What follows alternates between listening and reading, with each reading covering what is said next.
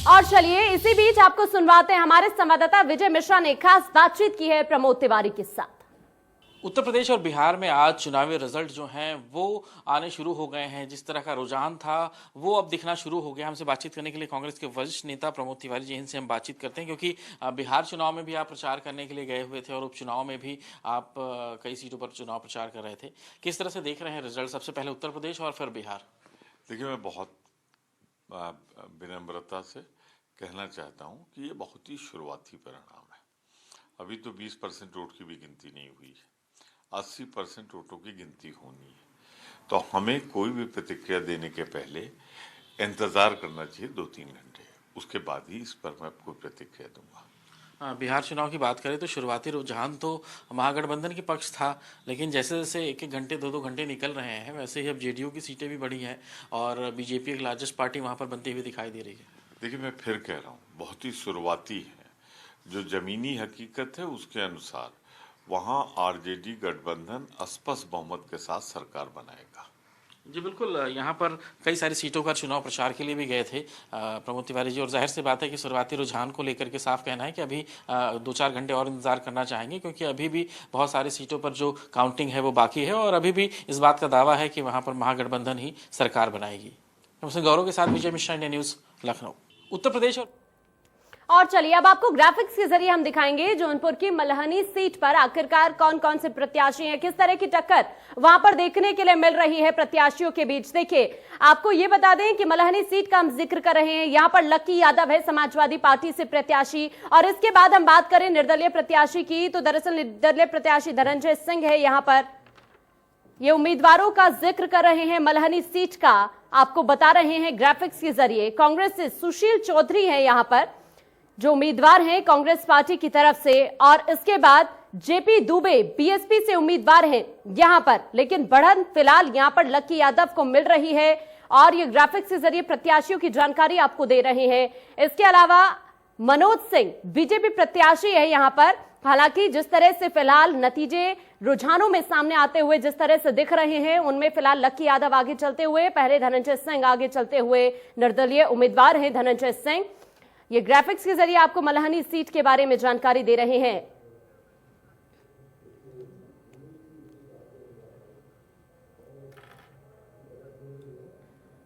और ज्यादा जानकारी के लिए जौनपुर से हमारे संवाददाता राजन जुड़ चुके हैं। राजन, क्या कुछ अपडेट है फिलहाल मतगणना को लेकर?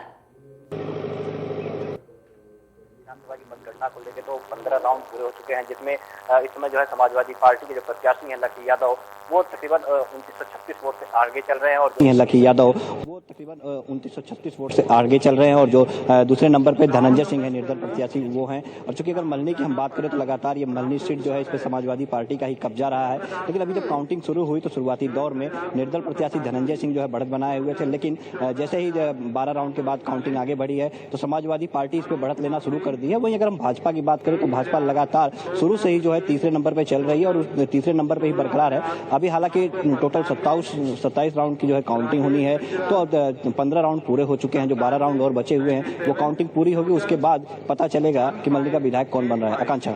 हाँ, लेकिन इससे पहले भी अगर हम इतिहास उठाकर देखें तो पिछले चुनावों में भी यहाँ पर बीजेपी जीत नहीं पाई थी, लेकिन इस बार चुनौती जरूर बीजेपी के लिए सीट बनी हुई थी। मैं आपसे जानने की कोशिश करूंगी क्या फैक्टर्स जिम्मेदार, क्या कनेक्टिविटी की कमी रही है बीजेपी की तरफ से? बिल्कुल, अगर मल्हनी की हम बात करें तो मल्हनी में कभी भी भाजपा का कमल नहीं खिला था और इस बार जो है बीजेपी सरकार जब केंद्र में और भाजपा लगातार जीत दर्ज करने के लिए 2 बार मंत्री जो है आदित्यनाथ यहाँ पे आए, चुनावी जनसभा तो बड़े बड़े स्टार प्रचारक को उन्होंने पूरी ताकत जो बीजेपी का जो है कमल खिल गया। लेकिन अभी जो मतगणना हो रही है उनको 15 राउंड के नतीजे आए हैं कि इस तरह से तो साफ तौर पर कहा जा सकता है कि मल्हनी की जनता ने इस बार फिर से बीजेपी को वोट देने का काम नहीं किया, लेकिन हालांकि अभी 12 राउंड बाकी है और 12 राउंड परिणाम आने के बाद पता चलेगा कि निर्दल प्रत्याशी के का ताज बनता है या सपा या भाजपा।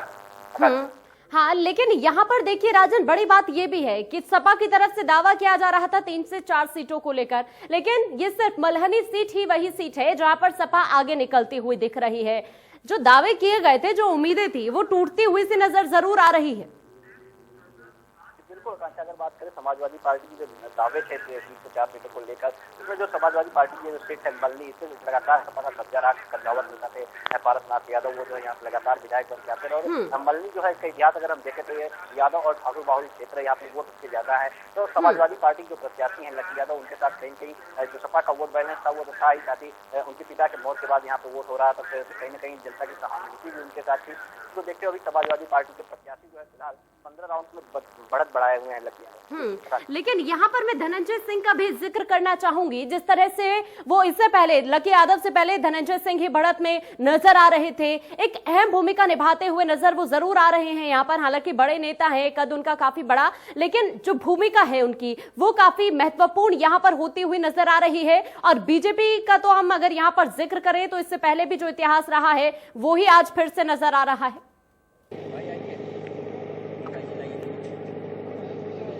बिल्कुल आकांक्षा, अगर हम निर्दल प्रत्याशी धनंजय सिंह की बात करें तो धनंजय सिंह जो है वो हमेशा यहाँ पे जो है दोहरे नंबर की दावेदारी पेश करते चले आए लगातार। वो जो है दूसरे नंबर पे प्रतिद्वंदी रहे, जब पारसनाथ यादव यहाँ से विधायक रहे सपा के, तब भी धनंजय सिंह यहाँ पे जो है दूसरे नंबर के प्रतिद्वंदी रहे लगातार वो जो है। और इस बार भी धनंजय सिंह जो है निर्दल प्रत्याशी के तौर पर मैदान पे, अगर वो किसी पार्टी से यहाँ पे प्रत्याशी बनाए गए होते साफ तौर पर जीत वो दर्ज कर सकते थे। किस तरह जिस तरह से उनको जो है निर्दल प्रत्याशी होने पर इतने वोट मिल रहे हैं, तो साफ तौर पर धनंजय सिंह का जो है वोट बैंक जो है यहाँ पे काफी देखने को मिल रहा है, क्योंकि हर पार्टी में उनके जो है लोग जो है उनका वोट बैंक एक बरकरार है। उसी को लेकर धनंजय सिंह जो है लगातार बढ़त बनाए हुए थे। अभी भी हालांकि 3000 वोट से धनंजय सिंह पीछे चल रहे हैं, हालांकि अभी 12 राउंड की जो है मतगणना बाकी है, तो कहीं कुछ कहा नहीं जा सकता है कि हो सकता है शायद धनंजय सिंह फिर बढ़त आगे लें। लेकिन अभी काउंटिंग चल रही है और प्रेजेंट टाइम में जो है सपा समाजवादी पार्टी के लकी यादव जो है 3000 वोट से बढ़त बनाए हुए हैं। हाँ, लेकिन राजन, जिस तरह से रुझान अब सामने आ रहे हैं, पल पल की अपडेट्स आप भी पहुंचा रहे हैं दर्शकों तक, यहाँ पर जो कांग्रेस कई बदलावों के साथ उतरती हुई नजर आई थी,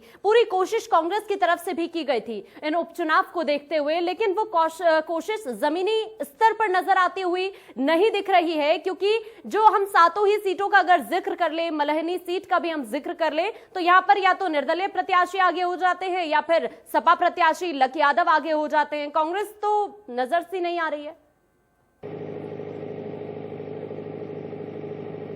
बिल्कुल आकांक्षा, कांग्रेस की अगर हम बात करें तो मल्हनी में कांग्रेस का कोई भी वर्चस्व देखने को पहले भी नहीं मिला था। कांग्रेस जो है उन्होंने जो प्रत्याशी अपना उतारा, जब प्रत्याशी के नाम की घोषणा हुई तभी लोगों ने क्लियर कर दिया था कि कांग्रेस का जो प्रत्याशी है वो दमदार नहीं है। तो कहीं ना कहीं कांग्रेस ये सीट हारती हुई उसी समय नजर आ गई थी जब कांग्रेस ने अपने प्रत्याशी के नाम की घोषणा की थी। हालांकि कांग्रेस का ये कहना था कि अपने जमीनी स्तर के जो कार्यकर्ता हैं उनको ही मैदान में भेज रही है, उनके ऊपर ही भरोसा जता रही है, जिसका परिणाम यह है कि कांग्रेस इस समय जो है चौथे और 5वें नंबर से भी नीचे चल रही है। बिल्कुल, और हमारे साथ हमारे संवाददाता देखिए पुनीत शर्मा भी बुलंदशहर से जुड़ गए हैं। पुनीत शर्मा, फिलहाल क्या कुछ अपडेट है वहां पर, क्या स्थिति देख रहे हैं?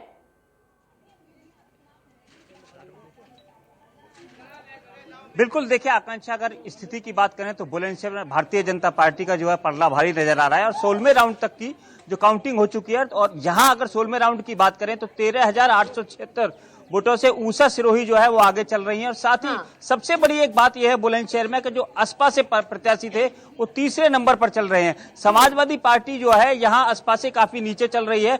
मेरे साथ खुद बुलंदशहर के जिला अध्यक्ष भारतीय जनता पार्टी के मौजूद हैं, उनसे जानना चाहेंगे कि किस तरीके का यहाँ माहौल है। सर, आप जीत के काफी करीब हैं, क्या कहना चाहेंगे?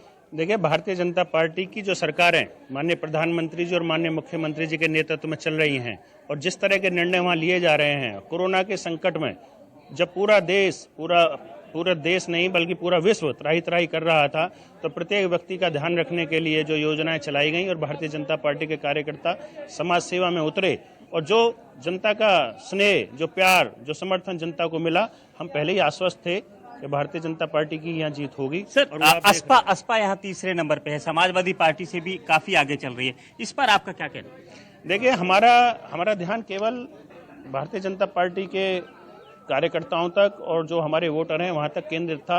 अब जब लोकतांत्रिक व्यवस्था में चुनाव लड़ने के लिए कोई आते हैं, वो आपस में दूसरे, तीसरे, चौथे नंबर के लिए लड़ रहे हैं, वो अपना आकलन स्वयं करें, हम अपना आकलन मान रहे हैं कि भारतीय जनता पार्टी की निश्चित जीत है।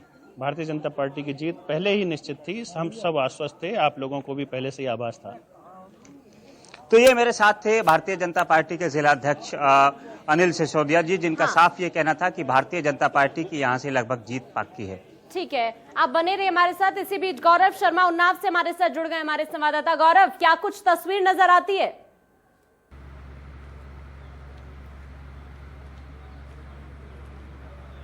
आकांक्षा मैं आपको बता दूं कि अब जो प्रत्याशी जो श्रीकांत कटियार है और जो कांग्रेस प्रत्याशी है आरती वाजपेयी वो दूसरे नंबर पे है, समाजवादी पार्टी तीसरे नंबर पे है। तो ऐसे में जब कहा जा रहा था कि आरती वाजपेयी अच्छा खासा सच काटे की टक्कर देंगी तो वो जरूर दे रही है, लेकिन बीजेपी जो इतनी बड़ी बढ़त बना चुकी है, 13,000 से ऊपर बढ़त पे है, तो कहीं ना कहीं अब जो बीजेपी प्रत्याशी है वो लगभग अपनी जीत तय मानकर चल रहे हैं। जी ठीक है, मोहम्मद शाहिद भी हमारे साथ टूंडला विधानसभा से जुड़ चुके हैं। मोहम्मद शाहिद, वहां पर क्या कुछ अपडेट है मतगणना को लेकर?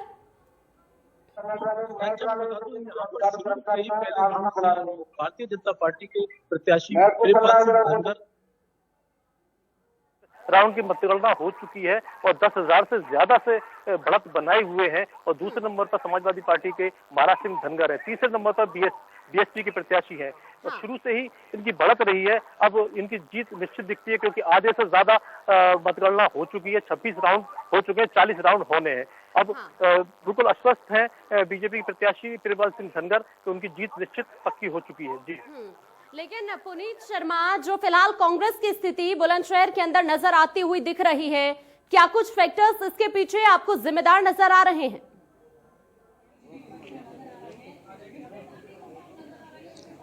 देखिए आकांक्षा, कांग्रेस की अगर बात करें, हालांकि कांग्रेस जो है चौथे नंबर पर यहाँ दिखाई दे रही है आती हुई, लेकिन कहीं ना कहीं अगर बात करें कांग्रेस की तो यहाँ पर जो कांग्रेस है वह अपना वोट जो है तब्दील नहीं कर पाई। फिलहाल अगर यहाँ की बात करें तो यहाँ सबसे बड़ी बात यह कि यहाँ का जो वोटर फैक्टर है वो यहाँ मुस्लिम वोट इस विधानसभा क्षेत्र पर काफी ज्यादा है, क्योंकि यहाँ प्रत्याशी जो हाजी यामीन है आसपा से, उन्होंने काफी यहाँ फर्क डाला है, जिसका जो है खामियाजा ये लगता है कि बहुजन समाजवादी पार्टी को भुगतना पड़ेगा। जी बिल्कुल। और गौरव शर्मा, जिसका जिक्र कर रहे थे अभी पुनीत शर्मा, मुस्लिम वोटर्स, ये एक बड़ा फैक्टर है जो इस चुनाव में साफ तौर पर आंका जा सकेगा तमाम पार्टियों की तरफ से।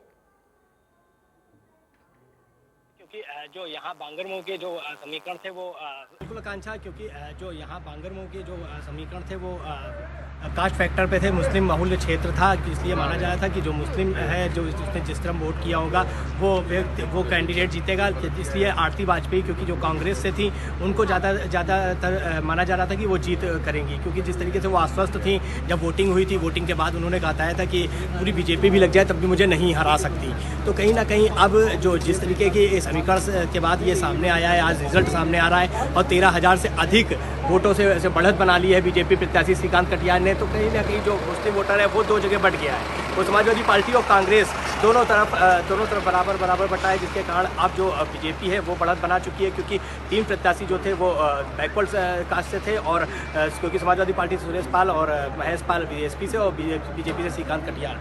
तो अब कहीं ना कहीं जो बीजेपी की जो योजनाएं हैं, बीजेपी के जो कद्दावर मंत्री हैं, यहाँ पे नेता हैं, संगठन है, सभी ने पुरजोर कोशिश की थी, पुरजोर ताकत लगाई थी। तो अब जो जिस तरीके से बीजेपी के प्रत्याशी की बढ़त है वो कहीं ना कहीं उनको जीत की तरफ बढ़ा रही है, उनको जीत की तरफ आगे लेकर चल रही है। जी लेकिन मोहम्मद शाहिद, देखिए बड़ी बात यह भी है कि जिस सीट पर इस वक्त आप बने हुए हैं वहां पर भी अगर हम परिणाम देखें, जो रुझान सामने आ रहा है उसके मुताबिक बीजेपी को बढ़त मिलती हुई साफ तौर पर देखी जा सकती है। लेकिन यहां पर जो ये उपचुनाव है, इन 7 ही विधानसभा सीटों पर ये उपचुनाव, देखिए इसका असर भले ही बीजेपी पर पड़े या ना पड़े, या फिर जो मुद्दे हैं तमाम बीजेपी की तरफ से भी जनता को जो गिनाए गए हैं, जो उपलब्धियां गिनाई गई हैं, उनका असर पड़े ना पड़े, लेकिन ये चुनाव कांग्रेस के लिए बहुत महत्वपूर्ण, क्योंकि जिस तरह से बदलावों के साथ प्रियंका गांधी उतरती हुई नजर आ रही थी, एक के बाद एक दावे कांग्रेस की तरफ से किए जा रहे थे, उस लिहाज में भी ये उपचुनाव जरूर उत्तर प्रदेश की राजनीति की दिशा बदलते हुए जरूर नजर आने वाले हैं।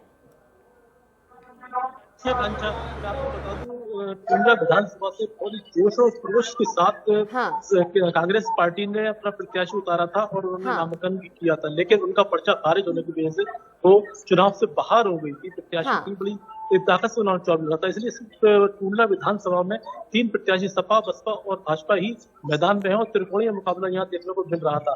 और वहीं ये बीजेपी के प्रत्याशी जो है और पूरी तरीके से बढ़त बनाए हुए हैं। बीजेपी ने पूरी ताकत इस चुनाव में लगा दी थी, वहीं अगर देखा जाए तो समाजवादी पार्टी और बीएसपी के बड़े नेताओं ने इस चुनाव में बिल्कुल भी इंटरेस्ट नहीं लिया था। कोई बड़ा नेता पूर्णा विधानसभा में नहीं पहुंचा था। इसका खमियाजा उनको भुगतना पड़ रहा है और साफ तौर पर लोगों का यही मानना है कि अगर सरकार जिसकी है उसका ही विधायक बन जाता है तो थोड़ा बहुत विकास हो जाएगा। और विकास की तुलना विधानसभा में बहुत दरकार है, क्योंकि यहाँ के गांव के बिल्कुल विकास नहीं हुआ है। और यहाँ तक कि कई गांव के मतदाता थे, इन्होंने मतदान का बहिष्कार भी किया था। उनका कहना था कि यहाँ हमारे यहाँ विकास नहीं हुआ है। विकास को लेकर ही वोट डाला गया। उनका कहना है कि अगर भाजपा का प्रत्याशी जीत जाता है तो हो सकता है एक साल में कुछ हमारा विकास हो जाए।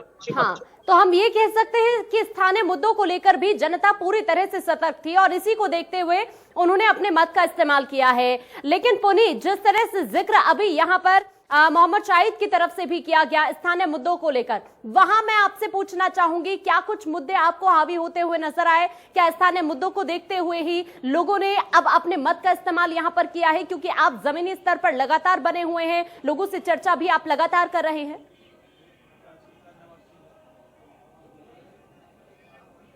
बिल्कुल आकांक्षा, देखिए सही कहा आपने। जिस तरीके से बुलंदशहर में हालांकि स्थानीय मुद्दों को लेकर के चुनाव हुआ है, और साथ ही सबसे बड़ी बात यह कि जिस तरीके से यहाँ वीरेंद्र सिंह सिरोही जो यहाँ से विधायक थे, काफी लोकप्रिय विधायक थे, और उनके निधन के बाद में कहीं ना कहीं जो टिकट की बात है, क्योंकि उनकी पत्नी को टिकट दिया गया है, और साथ ही लोग बागों का ये मानना है कि एक बार उनको विधायक जरूर बना करके देखना चाहिए।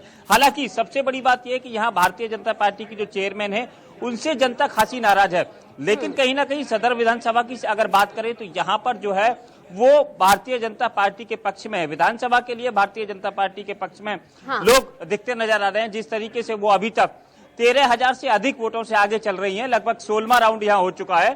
और अगर यहाँ फाइट की बात करें तो यहाँ फाइट पहले ही हमने बताया था कि यहाँ पर जो टक्कर है वो भारतीय जनता पार्टी और बहुजन समाजवादी पार्टी की है।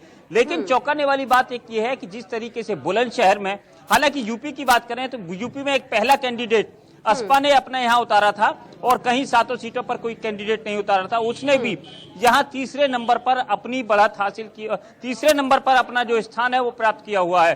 तो समाजवादी पार्टी खुद असपा से यहाँ नीचे नजर आ रही है, तो इस बात से अंदाजा लगा सकते हैं कि समाजवादी पार्टी का यहाँ क्या हाल है। जी बिल्कुल। और देखिए गौरव, जिस तरह से जिक्र अभी पुनीत कर रहे थे, मैं वहां की अगर बात करूं तो देखिए जिस तरह से ये चुनाव है इस वक्त इन 7 विधानसभा सीटों पर, ये चुनाव गठबंधन की परख को तो जरूर ही समझा जाएगा, लेकिन इसके साथ वोट बैंक की परख भी इस चुनाव के साथ जरूर समझ आ जाएगी 2022 के चुनाव को देखते हुए।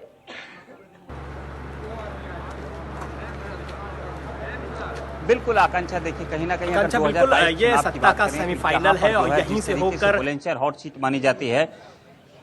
पार्टी की तकदीर है वो बदलेगी, क्योंकि जिस तरीके से बीजेपी ने अपनी पूरी ताकत लगाई थी यहाँ पे और भारतीय जनता पार्टी को वोट जो है वो छोटे कैडर के लोगों ने भी वोट दिया है, जो छोटी कास्ट के लोग हैं, चाहे वो रैकवार हो, चाहे वो एससी समाज हो, चाहे कोई भी छोटी कास्ट का हो, उसने इनको वोट किया है। क्योंकि जिस तरीके से बीजेपी ने बढ़त बनाई है तो वो कहीं ना कहीं लग रहा है कि जो लोग बताते थे कि बीजेपी से ब्राह्मण समाज नाराज है, ठाकुर समाज नाराज है, वो नाराज है, एससी नाराज है, तो कोई भी नाराज नहीं है। क्योंकि इतनी बड़ी बढ़त बनाना, 13-14 हजार की वोटों की बढ़त, और जब 1,73,867 वोट पड़े हों पूरे विधानसभा में, तो कहीं ना कहीं अब ये जताता जरूर है कि भारतीय जनता पार्टी को लोग पसंद कर रहे हैं। और 2022 में जो सत्ता का ये सेमीफाइनल है वो कहीं ना कहीं तस्वीर भी बदलेगा और पार्टी की तकदीर भी बदलेगा। बिल्कुल। और देखिए जिन मुद्दों को लेकर बीजेपी लोगों के बीच गई, वो मुद्दे भी पूरी तरह से अभावी होते हुए नजर जरूर आ रहे हैं, क्योंकि इन 7 सीटों में से फिलहाल 6 पर बीजेपी आगे बढ़ते हुए नजर आ रही है। आप बने रहिए हमारे साथ, गौरव शर्मा आप भी, पुनीत आप भी, और मोहम्मद शाहिद आप भी। जल्द आपके पास लौटूंगी, लेकिन फिलहाल एक छोटे से ब्रेक का वक्त हो चला है।